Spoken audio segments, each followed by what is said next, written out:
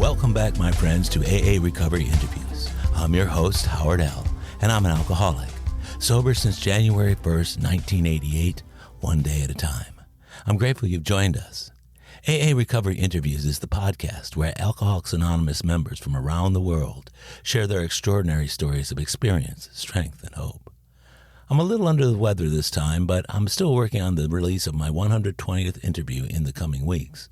Meanwhile, I invite you to scroll through my catalog of awesome interviews on any podcast app or at the website aarecoveryinterviews.com. Every episode is unique, inspiring, engaging, and meaningful. Each story is a powerful testimony of the recovery available to all in Alcoholics Anonymous. So please sit back and enjoy this replay of my interview with Larry E. from March 2021.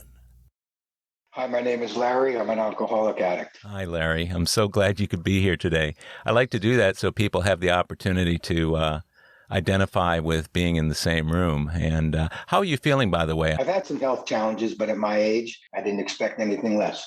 But I still get to the gym every day, and I'm feeling great. You're still getting to the gym all the time, huh? Every day. Never missed, even during the pandemic. I'm looking forward to going back to the gym. It was a little dicey for a while there because they had to close and they had some issues with people not wearing masks. Just got back now, actually. Well, you were looking pretty buff the last time I saw you, which isn't too bad for a man of 60. So, From your mouth to God's ears, I'm 60.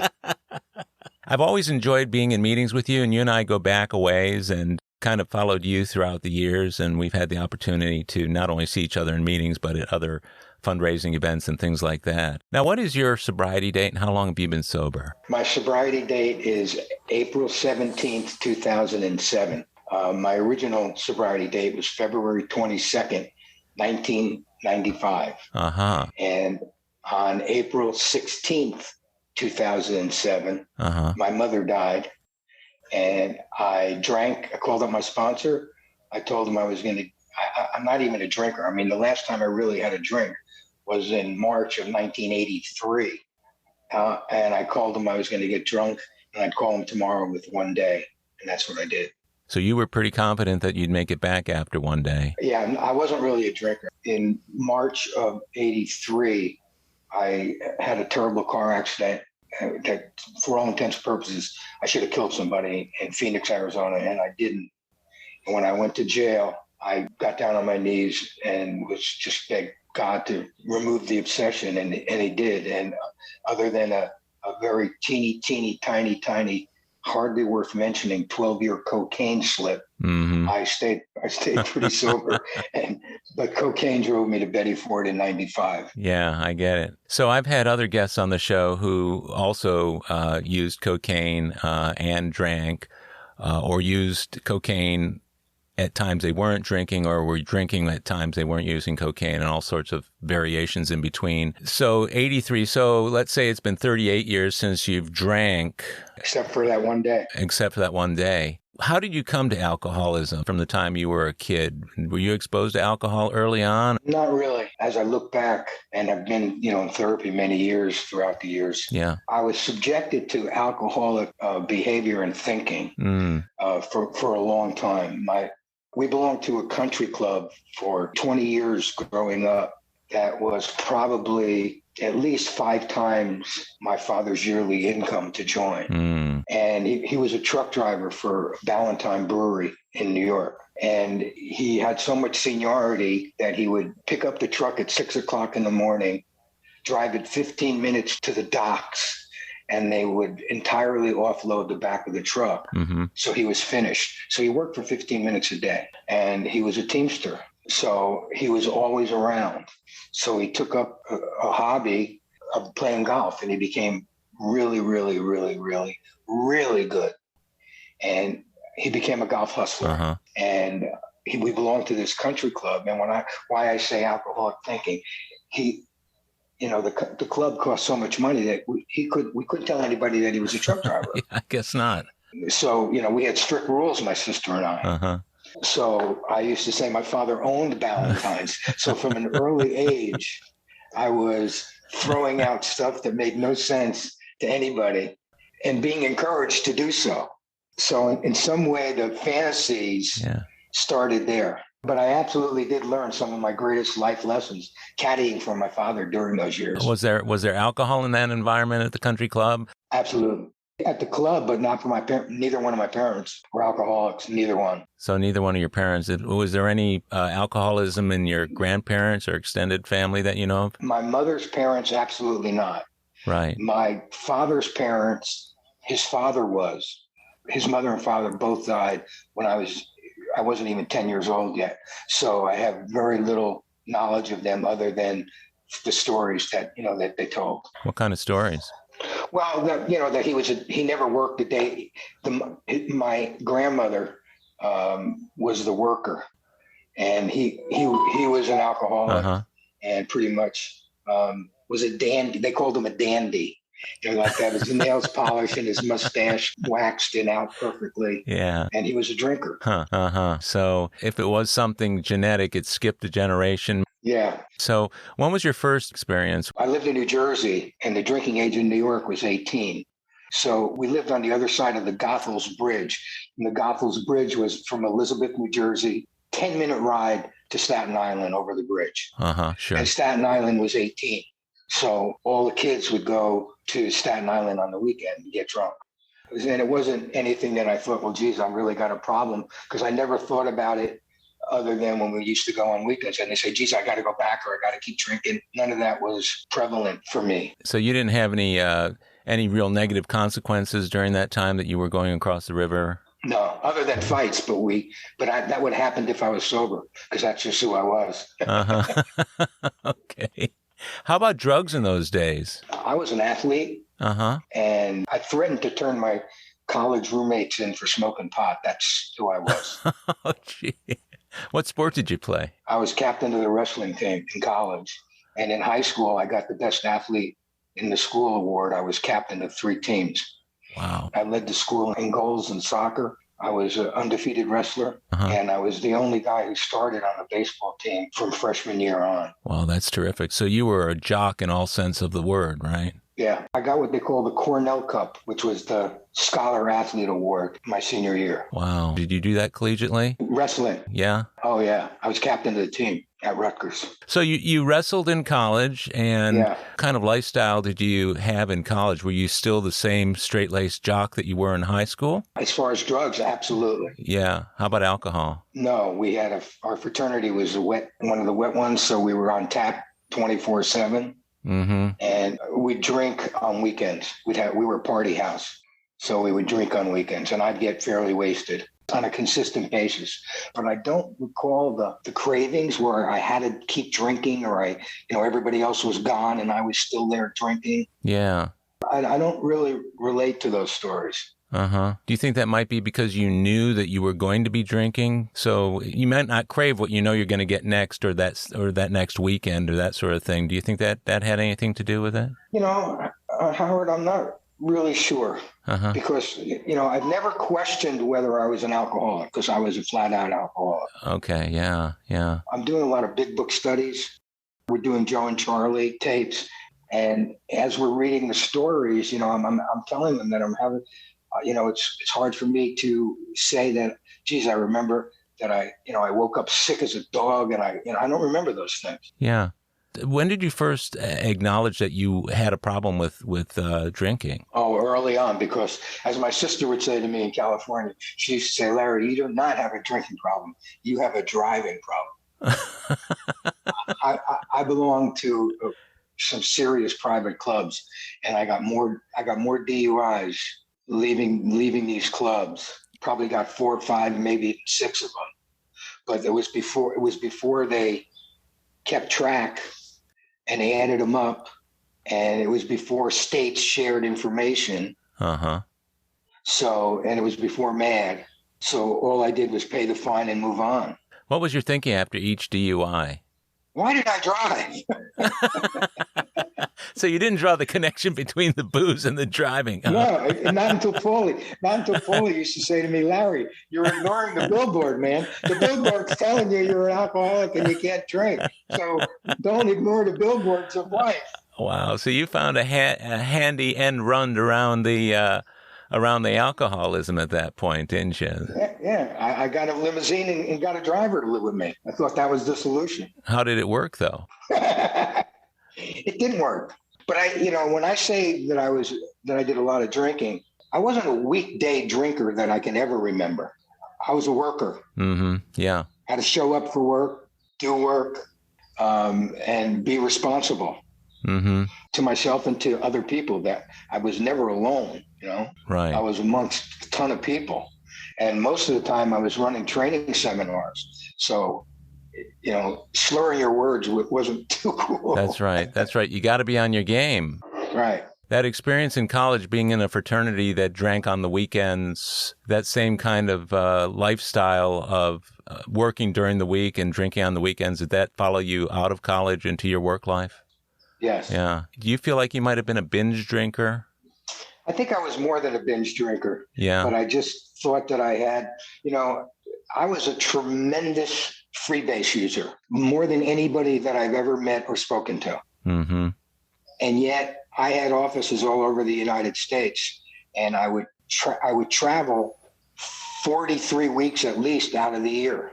I was more afraid of going to jail than I had a desire to do drugs. Huh. So when I was out of town, I didn't buy cocaine because I didn't know who I might be buying it from. I was afraid to go to a head shop to get the materials that I needed to do freebase. So I just didn't do it. And I waited till I was at home back in California to do my freebase. So being on the road 43 weeks meant you had 9 or 10 weeks back where you could get what you needed, right? Right. And there was a few states, like I was from New Jersey, so I knew everybody in Jersey and New York. Right. When I was there, I could buy drugs because I felt comfortable. I knew the people, and I knew I wasn't going to get arrested, and unless I would normally, just as if I would get arrested in California if they found me.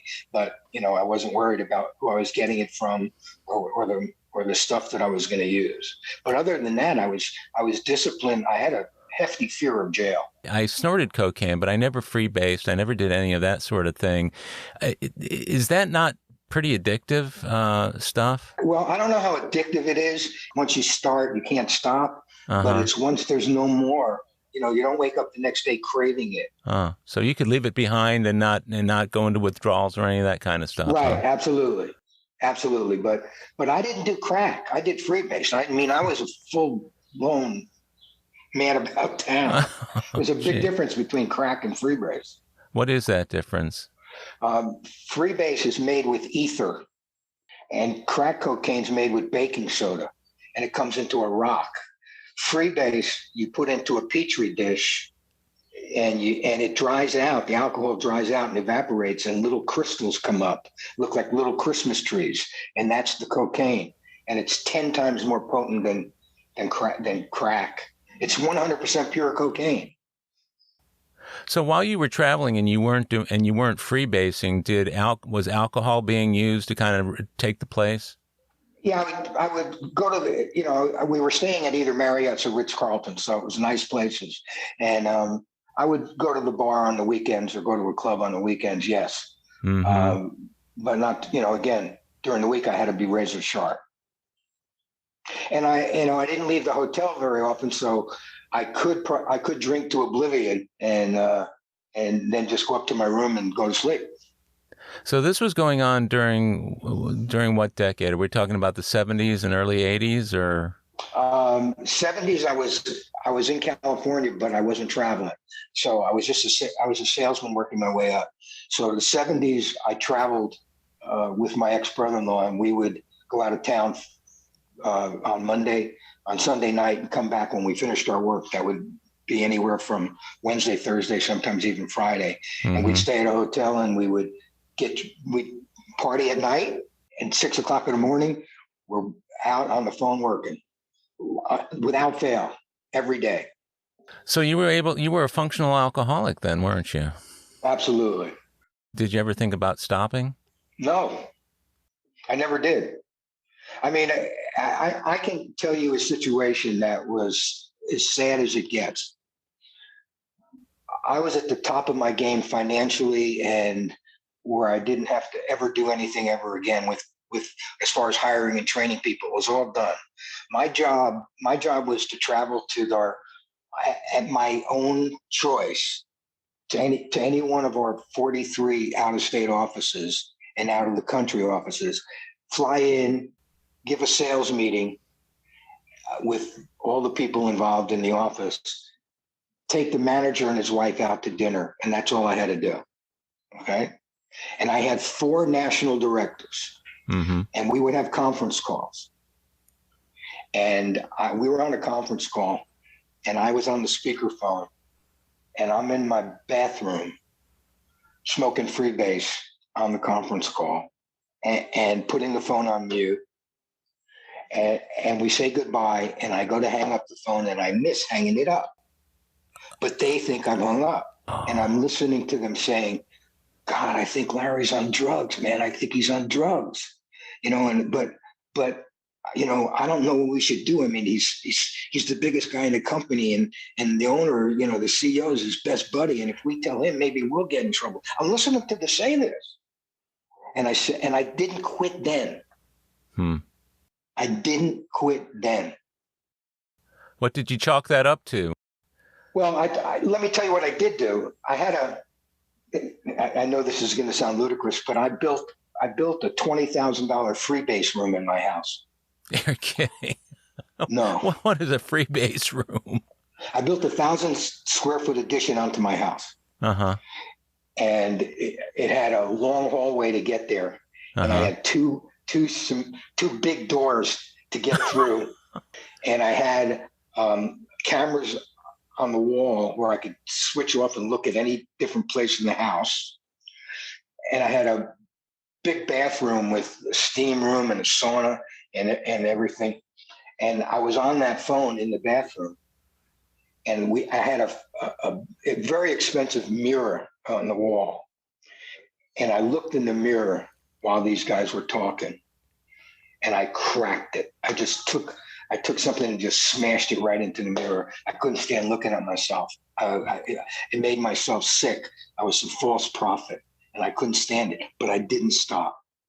But it was only a month later that I went to Betty Ford. That was a wake-up call, but not necessarily a turning point. Basically, not a wake-up call. It was like, who the F are you, Larry? Who are you, man? You're a scumbag. But I didn't stop. But what happened was I went to a board meeting in Los Angeles with just the division heads of the company. I was one of the division heads. I'm smoking freebase before the meeting, the night before. And I said, okay, if I go to bed at 3:00, I can get 3 hours sleep. If I go to bed at 4. So finally it got to the point where I didn't go to bed at all. Okay. And I drove up to the meeting, and I fell asleep and fell off my chair and fell into the lap of the CEO. Oh, no. And he said, let's go get drug tested. And I said, we don't have to do that. I'm wasted. He said, well, I have to because I need it for my records. And I went, got drug tested. I called Betty Ford as soon as I got home. And I said, I want to make an appointment. I want to be in. They said, well, we'll call you when we have an opening. I said, well, you don't have to call me. All you're going to have to do is look in your lobby because I'm leaving now. And I'm going to sit there until you accept me. And that's what I did. Now, is this after 83 when you stopped drinking, or was this prior to that? This was 95. 95 that happened. Okay, so... Yeah. 83 is when I started doing freebase. I wasn't drinking at all. Okay, so you didn't drink at all between 83 and 95? Not at all. Not even a drop. Not even those times when you couldn't get freebase, you weren't drinking, huh? My father used to hit me when I said never and always. So I very rarely used the word never. I never drank. You never drank after 83? Right. So is it safe to say you did freebase alcoholically? Oh, my God. I've known a lot of people who've done drugs. I don't know anybody who has done more than I did. Yeah. I bought a head shop. Did you ever know that? No, I didn't. That's news to me. I used to break my pipe every night, say I'm never doing this again. And then send my driver the next day. So I bought a head shop just for my own use. It was never opened. It was on Ventura Boulevard in Sherman Oaks. It was a beautiful place called Heads and Highs. It was a gigantic store. It was never open. I used to go to meetings in California and apologize to all the drug addicts and alcoholics who wanted to go to that store and wondered why it was never open. So, I never opened it. I just used it for my own personal use. so this room you had in the house with the doors and the cameras and everything, was that out of the paranoia that came out of being afraid of getting caught? I wanted to isolate myself from the rest of the family so that nobody knew, but everybody knew. Everybody knew. Did they ever approach you with it? Not my ex-wife, but my son. How did that work out? He just used to say, "You make me sick. Huh. You make me sick to my stomach." How old was he when he said that? He was born in 1974, and this had to be 1992, 1993. Wow. So he was about 20 years old when he said that to you. Yeah. Did that give you a pause, or did you just blow it off? Hey, nothing came between me and my pipe when I was home. But I took him on the road with me at times, and he saw the respect. He saw me doing my thing. I mean, he saw me hiring and training. I hired and trained over 25,000 salespeople worldwide. Wow. And what kind of message do you think that sent to him about using drugs and performing or being a functional alcoholic? We haven't had any deep conversations about that. My son became a pill fanatic. Mm-hmm. And I go to a meeting called the Gathering of Men. That's where I got sober in 95. And he started going to the Gathering also. Mm-hmm. And, we had family week at Betty Ford. We went through years of therapy. We had ups and downs. I got custody of my son in 1976 in California when he was, 3 or 4 years old, which was unheard of for a man to get custody. So he saw everything. I mean, we were close, took him everywhere. And over the last 3.5 years, we have not said one word to each other. He decided he didn't want to talk to me anymore. And it's been the biggest bane of my existence. I've had zero contact. He's a computer genius guru. So he's blocked me on anything. I mean, there's no way I can get in touch with him. And, every day I wake up in my morning prayers and meditations and, I say I feel like Rodney Dangerfield. I say, "Good morning, heaviness." And I have that same heaviness every morning. And I pray that today's the day. And last week, I got an email from him, the first time in 3.5 years. Mm-hmm. So in essence, it cracked the door open a little bit. We'll see what happens. I'm not going to barge through it, but he basically took my inventory in the email and he listed it as pluses and minuses. Mm-hmm. Mm-hmm. This is what I hate and this is what I love. And, we're both Yankee fans. And he said, I was watching a documentary on Mickey Mantle and I really wanted to call you and I didn't, but here's the email. And, so that I answered the email and we'll see what happens. Wow. That's really sad. It sounds sad and I can see it. You can't even admit. I mean, it's the saddest thing in my life. Yeah. There's nothing sadder. That's tough. Yeah. So he went into AA at some point? He went into the Gathering of Men. Yes. And he was there for maybe 4 years. Mm-hmm.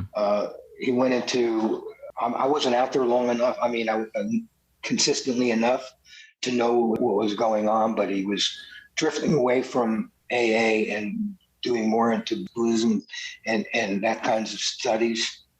And there's not a better father on the planet and or husband. And he works, real hard. Mm-hmm. His wife would not tolerate drugs and alcohol or pills. So I'm understanding that there's no way he could be wasted in doing what he's doing. So everybody that I know has tried to reach out to him. My sponsor, the people that I used to know that loved them at the Gathering, and he has zero response for anybody. Yeah. The only person who could put it back together is my sister, and she died just before he stopped talking to me. Huh. Do you have a sense for what was the tripwire on that? Yeah, I do, but it makes no sense, so it's silly to explain it. I mean, he delineated it for me, and it makes zero sense. But Jason made a decision in an illogical way. He said that he was having problems in his marriage, that he explained to his wife that the reason he was because the only role model he had as a father, as a husband, was me. So that if he cut off all communications with me, things would get better. He called me up and he told me that. Exact words, just what I'm telling you. And I said to him, Jason, if saving your marriage or whatever means me falling on my sword, I'll gladly do it. And so that's the way it happened. And I thought it would be 3 or 4 months maximum. It's been over 3 years. So that's the story behind it. How did you get through all this with him? I mean, this has been a tough time for you. How did your program help you through this time? I pray about it every day. And it's my first prayer. It's my first prayer in the morning. Jason, I hope that we connect, and I can connect with my son and my grandkids, because that's the most important thing in my life right now. And let the light shine in on everybody. Mm-hmm. And I pray for this for another day. And then I go about my normal prayers, and that's it. But it's a daily thing. It's something that I speak with my sponsee, every now and then about it. Mm-hmm. I speak to Paulie about it, once a month maybe. Yeah, and Paulie's your sponsor, right? Right. I bring it up in the gathering of men, at least being that so many people there know him. I bring it up quite often. You've got some folks in your life they're helping you through it. Yeah, and I've actually had one guy reach out that actually spoke to Jason. That's the first time that he ever answered the phone and spoke to anybody. And that was previous to him emailing me. I don't know if that's had anything to do with it, but it happened. Have you ever thought about what you might have done had you not the people to turn to, like your sponsee and your sponsor and the men there out in California? Alcohol and drugs don't even enter into my mind anymore. Now, I'm not saying that I'm insulated or cured. It's not something that, boy, a good hit of freebase would solve this. Yeah. Yes, or go get drunk. No, I do more service work.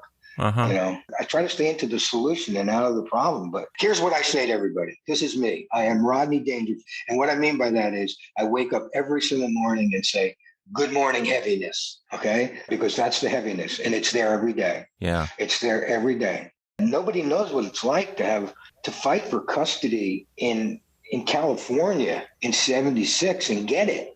When you were working during that time and you had custody, did you have somebody helping you there? Nope. I took them with me 24/7. You're kidding, really? Nope. When I had appointments, he would come in with me on appointments at 3 and 4 years old. And I used to say, how could people turn me down? I apologize for having my son with me, but I'm trying to make ends meet, and here he is. Wow.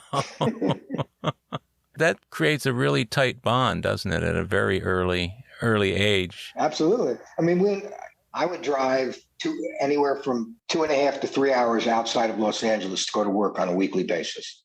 Uh-huh. So the first thing you do is you go out of town, you get a hotel room that has free direct dial phones. Okay. Mm-hmm, mm-hmm. And you get a list of people and you start calling them, trying to sell them advertising into the local supermarket in their backyard. That's what I did. Uh-huh. And Jason would be in the room with me the whole time. And then when I had an appointment, he'd hop in a car. We'd go to the appointment. Little kid holding my hand. We'd be walking in. How could they turn you down, right? That's what I said. How could they? I didn't know if I was good or just getting the sympathy sale. Oh, well, a little bit of each probably didn't hurt, did it? Absolutely. Now, once you got to be school age, were you home more often or were you still on the road as much? There was a time when I started to do freebase. Yeah. And I was married to his mom. Right. At the time. And we were going through a divorce. Right. Uh-huh. And I had the house and she left. And he was living with me. And I said, I can't let him see me like this. Uh-huh. So I sent him to Florida, 2nd grade, to live with my parents. Mm. He loved it. They loved it. It was great for everybody. And I got my act back together. Uh-huh. And I met this woman, mm-hmm. and we became really, really close. And she had a son that was 6 months apart from Jason. Mm-hmm. And we got a beautiful place, and I flew down to Florida to bring him back. Mm. And I told him that he was going to have a stepbrother, and we're going back to live with Casey. That was my second wife. We were married for 14 years, and he started to cry uncontrollably. Mm. And he said, all I ever wanted it to be was you and me, Dad, just you and me, Dad, just you and me. And I've seen my father cry twice in my life. And that was And I often felt very, very guilty about doing that. Huh.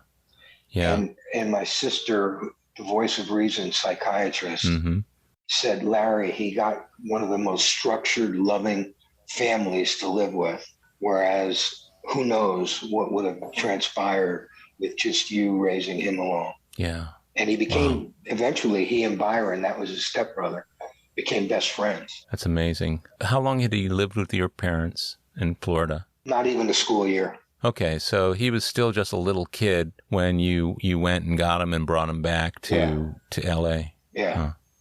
Yeah, and he loved it. He wanted to go back all the time. Not to live with him, but he wanted to go back. My father used to take him to the game room every day. He was a game fanatic.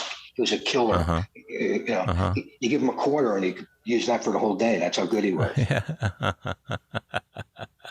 Wow. So the two of you blended the families. Yes. Raised two boys. They were similar in age. So I'm trying to get my arms around the time frames here. Was this before 95? Yes, this was before. I got divorced in 95 from my second wife. So Jason was in third grade. So 74. So it must have been like 82, 83, 84, 85 that we were living. And then, then I started, making money off the charts. Right. We bought this gigantic house on the hill. Yeah. Jason and Byron and Casey and I lived there. And that was in the late 80s, early 90s. And then my freebase was out of control, but only when I was home. Yeah. In 92, 93, 94, until I went to Betty Ford in 95. We'll be right back. My friends, if you've enjoyed my AA Recovery interview series and my Big Book podcast, check out Lost Stories of the Big Book, 30 original stories from the first and second editions of Alcoholics Anonymous, missing from the third and fourth editions. It's an engaging audiobook that I narrated to bring these stories to life for AA members who've never seen them.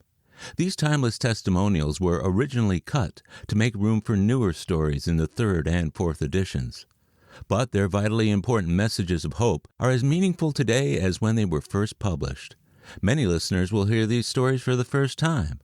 Lost Stories of the Big Book is available on Audible, Amazon, and iTunes. It's also available as a Kindle book and in paperback from Amazon if you'd like to read along with the audio. You're going to love it. And we're back. So treatment in 95 was the major turning point until you did the one day in 2007? Oh, absolutely. Yeah. And it changed my life, too, because my sponsor was a guest speaker there. Betty Ford is like a cocoon, and it's enclosed in oleanders. Yeah. And there's 80 people there, 40 men and 40 women. You're not supposed to socialize or communicate with anybody out of your group of 20. So you don't even speak to the other 20 men. Yeah. And if you go on the other side of the oleanders, you're booted. And there was the Annenberg Auditorium there. And it sat at, maybe 1,000 people or whatever. They decided to have guest speakers, kind of like the top speakers from all over the country. And they would invite the entire desert community to come listen. Okay. So they walked us out of the oleanders and took us to the first week I was there. They took us to the auditorium, and the first speaker was Mickey Mantle, my childhood idol, man. I went crazy. It was Mickey Mantle. And the second week was my sponsor. Yeah. And I said, wow, if I could only get him to be my sponsor, but they marched us right back. So you didn't get a chance to meet him that night, did you? Well, yeah, I did. He toured the campus. Oh, okay. So he walked in, and I said, I know you don't know me, but I've seen you at my plant.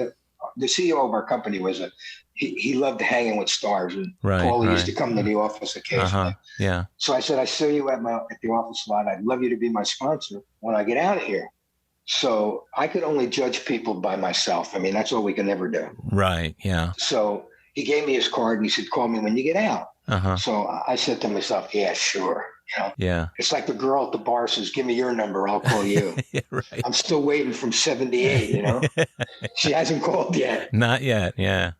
So I used to think that I used to call them cruise ship friends. Right. You meet on a cruise and you're going to stay in touch and you never speak to each other. So I figured I would never speak to him again. And I got out of Betty Ford and I called him and he said, I'll meet you. And it turns out we lived within a mile of each other. How long were you in the treatment center there? 30 days. 30 days. Was that sufficient? Oh, yeah. I mean, Yeah. all I had to do was end the freebase, and that was it. Do you think you could have done it without formalized treatment? No, I don't think I could have. Why? I needed to have a wake-up call and listen to people, really listen to people. Mm-hmm. And I'm not talking about to the teachers and the people that were instructing us and the doctors. I'm talking about the guy, the other 19 guys, tell their stories. Yeah. Oh my God, man, wow. Mm-hmm. And me share my story and say that we're going to stay in touch and we're going to get better together. And I don't know that how many made it, but I mean, I consider myself, even though I drank that one day, I consider myself a success coming out of Betty Ford, Yeah, yeah. So you got together with your sponsor. What was the first thing he did with you? Oh, this is an incredible story. So there's a very famous deli called Art's Deli. Mm-hmm. And he says, meet me at Art's. And I have to say this because Art would get mad at me if I didn't. There's a big sign in this deli. It said, every sandwich is a work of art. That's great. That's great. Okay.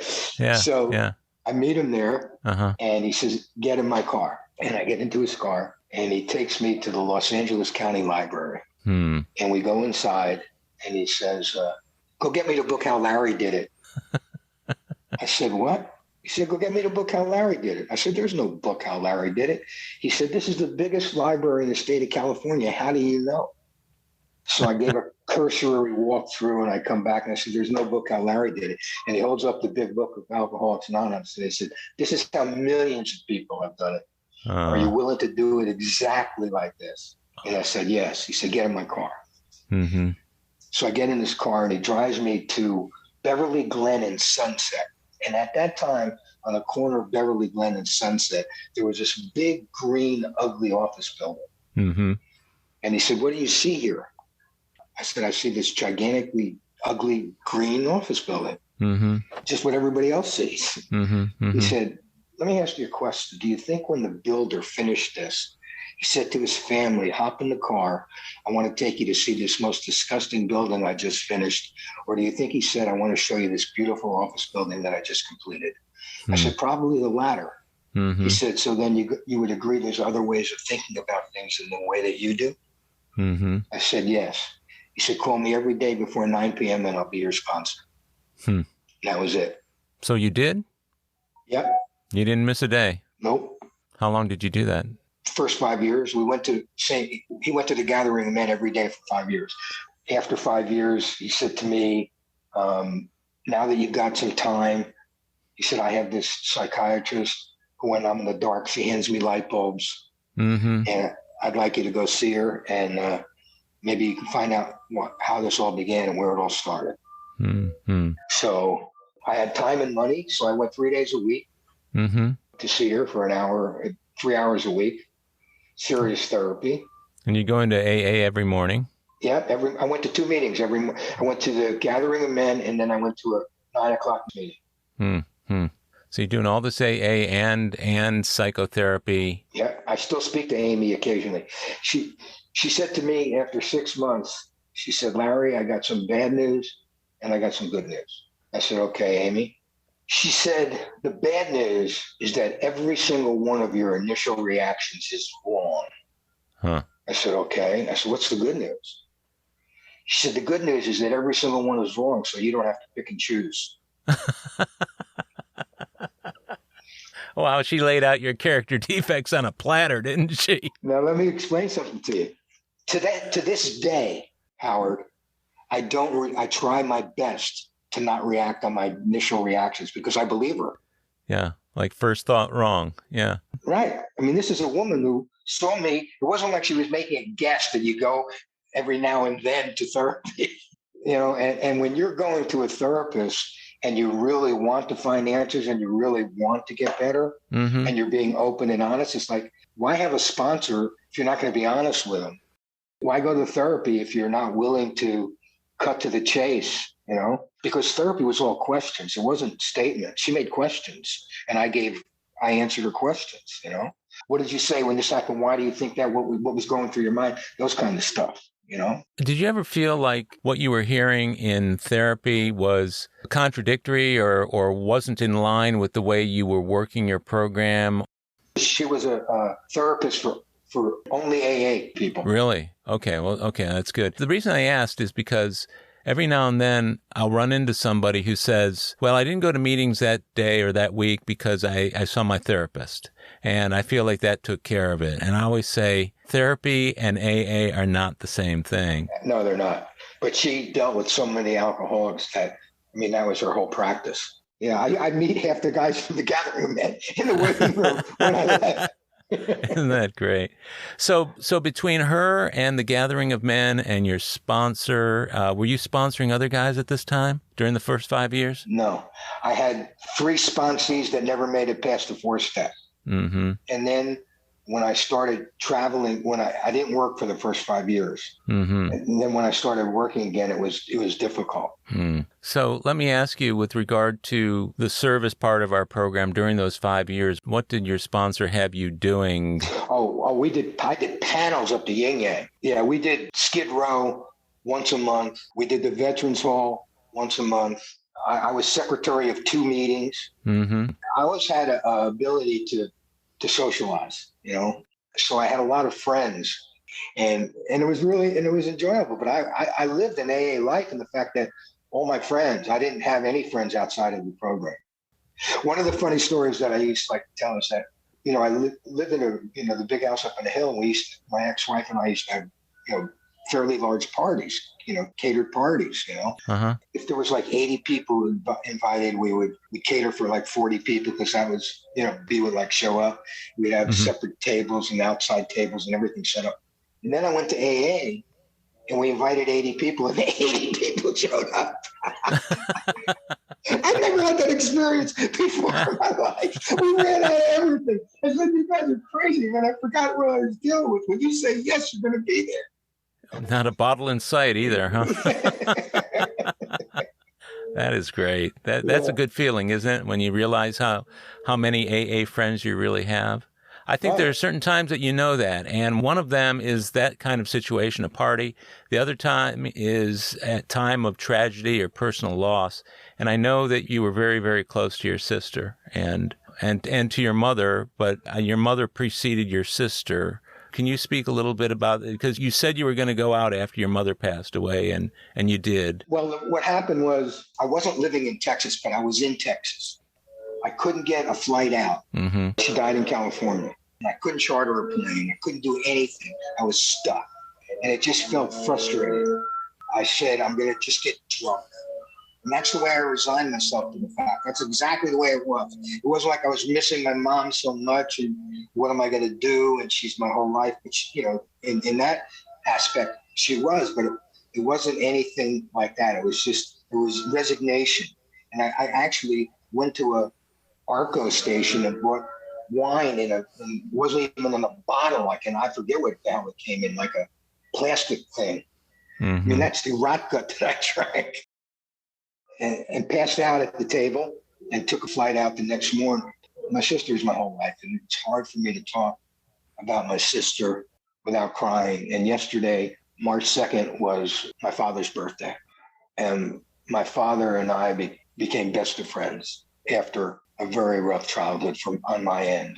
Yeah, I can imagine. Now, when your mom passed, it almost sounds like the only thing that you might have been able to control at that time from where you were and where she was being able to go and pick up a drink. Right. You know, I didn't have an AA group here, you know. So being able to have the people around you that you needed. Right. Everybody's by phone at that time when you needed them surrounding you. In essence, I became fairly close with Loy. Yeah, Loy. And after that one day, and I started counting. When I went out, Paulie said to me, you're going to have to come back to California for the first 30 days. And the reason for that is, unlike meetings in Texas, in California, every single meeting, they say this: will anybody with 30 days or less please stand and identify yourself? Not to embarrass you, but just so we get to know you. So Paul said, Larry, I want you standing up every day for those 30 days. So I want you out here for those 30 days. So that's what I did. But that's the water under the bridge. Time is time. 2007 until your sister's been gone how long now? My sister died 3 years ago. She was my personal Google and my GPS, and there was nobody in the world that I was closer with. I mean, when she was getting her degree and getting the ability to practice, she had a 5-hour session. Her and her doctor on one side. My parents flew in from Florida. My parents and me on the other side, facing each other. And I'm listening to my sister talk about our childhood. And I'm saying, I didn't grow up like that. That wasn't my childhood. That's impossible. That's not it. I had a perfect childhood. Everything was, what is she talking about? Mm-hmm. And I left and I said, what if she's right, man? I just started having questions. I've often known that I had less of an emotional growth than almost any of my friends that I've ever known. Like I read some of the books that my friends have written, and I said, wow, I didn't have those feelings when I was younger. Wow, I really missed out. I was stunted. It wasn't the same. So I called her up and we met. Mm-hmm. I said, Judy, I don't know, maybe you're right. And she said, Larry, I'm going to let you know something. Once you take your finger out of this dike, there's no putting it back in. Mm-hmm. And sayings last the test of time because they're real. Ignorance is bliss. You might want to remain ignorant. Yeah. And it's a decision that you're going to have to make. That's a really scary decision too, isn't it? Right. And I can tell you that if you want to travel this road, it isn't going to be easy. But she said one thing at this session. It didn't turn out to be the reality of my life by the end, but she said that one of the things that amazes me is that my brother walks upright. Mm-hmm. She said that in front of my parents and her doctor. She said, you took such beatings. I can't imagine I couldn't stay around to watch it. I had to leave the house and move in with friends. Yeah. And I thought that was normal. So these are all just repressed things from many long time ago, huh? Right. And yet my father and I became absolute best friends. And you know what? There's such a dichotomy there. And what I mean by that is I told you that he only worked like a half hour a day. I was an athlete. I played Little League. I played soccer. I played, wrestling and baseball. He never missed an event ever, including college wrestling, where they would drive 6, 7, 8 hours. They never missed. And yet, I suppose I had a tough childhood. Finally, after all was said and done, I took him to the Bahamas, just he and I. I rented a hut way out in the middle of nowhere where you buy your food before you get there and you cook it out on a barbecue. Mm-hmm. And I confronted him. Why do you think you did this to me? Why did you beat me? I got all A's. I was on the top. I was on the honor roll. I was captain of all the sports. What was it? What do you think? And as I look back, and as a father, and listen to some of the things Jason says, I want to be defensive, but I'm not. I want to have my father didn't had not even 1 second or ounce of defensiveness. I don't know. He started to cry. And he said, I don't know. I just don't know. I have no idea why, but I'm sorry. Yeah. And we became best friends. Best friend. I had a similar situation with my own father in that same way. But by the time I was able to really get to him to ask that question, why did you treat us that way? He said he couldn't remember. He couldn't remember. And he did. He ended up having dementia. And so the time to have been able to get any satisfactory feedback to that kind of came and went without a whole lot of reconciliation. But we found a way to be close despite that. But it sounds like there was a lot of healing that went on there for you and your dad, huh? Well, there was. Plus my father, on the plus side, he never lifted a hand to a woman ever in his life, So I bore the brunt. So in essence, I kept everybody else safe. That's a tough thing for a kid to go through, but God bless you for being able to finally deal with it. I mean, most people go to their graves without being able to deal with those kind of things. Thanks to your sister. Absolutely. And I guess she knew what she was doing when she set that thing up, didn't she? Well, that was part of what she had to do to get her degree, bring her family in. My father had the greatest sense of humor of any human being on the planet. So my sister and I, yesterday I wrote a tremendous tribute to my dad on Facebook because it was his birthday. My niece, my sister's daughter, she's 50 years old, and she's not a sweeter person on the planet. And we're really, really close. And she read it and she said, Uncle Larry, man, thanks to Sid, we all have this sense of humor. She said, I just remember so many funny things about him. And, we used to call him citizens. We used to call him citizens. I mean, he was just he was incredible. He used to tell my sister, you get A's in school, but you flunk street. Yeah. That's a tough thing to reconcile, though, later on in life, is the parent that you loved as a child for the very selective things that they did, completely disregarding the other really terrible things. Because when I think back on my dad, I know that there was a lot of terrible things, not a whole lot of really good things, but the good things are still talked about. People still talk about it to this day. Do you remember when he did this and he did that? So I get what you're talking about. Absolutely. Well, you remember Tracy? She wrote a book, and she asked me to write about my father's death. So I did. And when I read the book, I called her up crying and said, you captured every word. I can't believe how great of a writer you are. It's exactly the way I feel. And she said, idiot, it's exactly what you wrote. I didn't change a word. And one of the things that I said was, and I remember I was listening to Nixon's eulogy, and I said, who the F are they burying? And they're not burying Nixon. Man, Jesus. So I said, death kind of washes away all the bad parts, and you tend to just remember the good. And I said, that's okay with me. That was the relationship that you were finally able to have with him towards the end of his life. Right. And so you've stayed engaged in AA. What from that experience do you bring to the program and to the men that you sponsor and work with these days? Well, I think my sister said Lily Tomlin said it best. Forgiveness is giving up all hope of a happy past.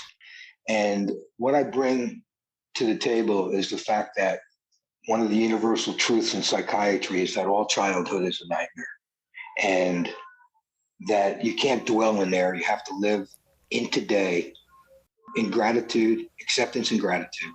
I'm lucky in the fact that I know all my initial reactions are wrong, so I can stop. My sister used to say, stop, and say hello to Sid because you're acting like Sid. So just go, hi, Sid. Good to see you again, but I got to move on. And those are the way I deal with it. Now, I can tell you how Viktor Frankl said the only control we ever have is of our perception and our actions. That's the only thing we can control. It's the sole thing left in our control in life. My sister and I would go to Florida and Fort Lauderdale for 2 weeks every year, just the two, even if we were married, which we weren't. We would go just the two of us to visit my parents. And they lived in a retirement community in Fort Lauderdale. Inevitably, you'd hear alarms on, sirens, ambulances. And my mother would always say, oh no, Sid, somebody else is in trouble. Just like that. And my sister said, no, Mom, somebody's getting help. And from that one sentence, Howard, you cannot believe the change in perception. From that time on, my mother's whole attitude changed. She didn't say, Sid, somebody's getting help. Every time. So it just shows you that even words, that the proper words said at the right time to somebody who's open can change your whole perception of everything. What a beautiful sentiment that is, and a realization that just a few simple words can make all the difference. And it can change your perception. That's the only thing we have control of.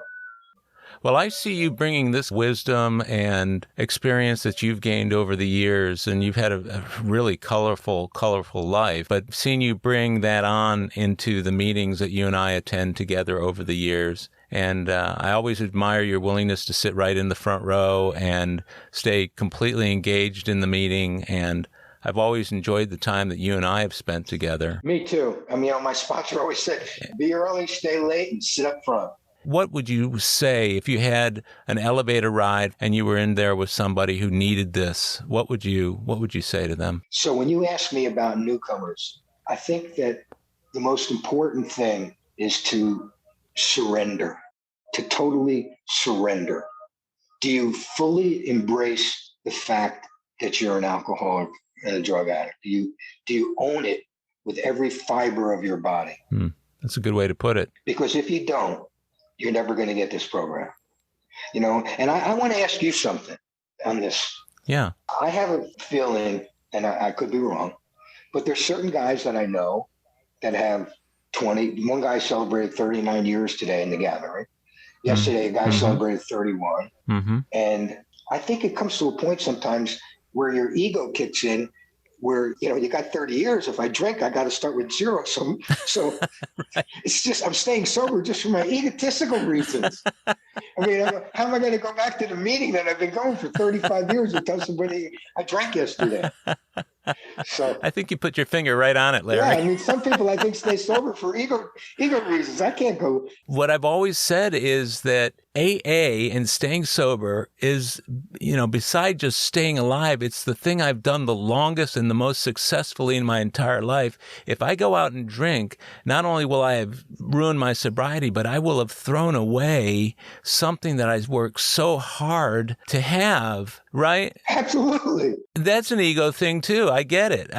Absolutely. But that's why when people say, well, I knew if I went out and drank, I could come back. I say, no, if I go out and drink, I probably won't come back, because that sense of loss and shame and everything else that goes with it would be too intense for me to want to come back. Absolutely. So I don't want to entertain the idea that I can come back, because if I do, that's a little crevice, a little crack, a little spot that my disease of alcoholism can exploit to its advantage and not mine.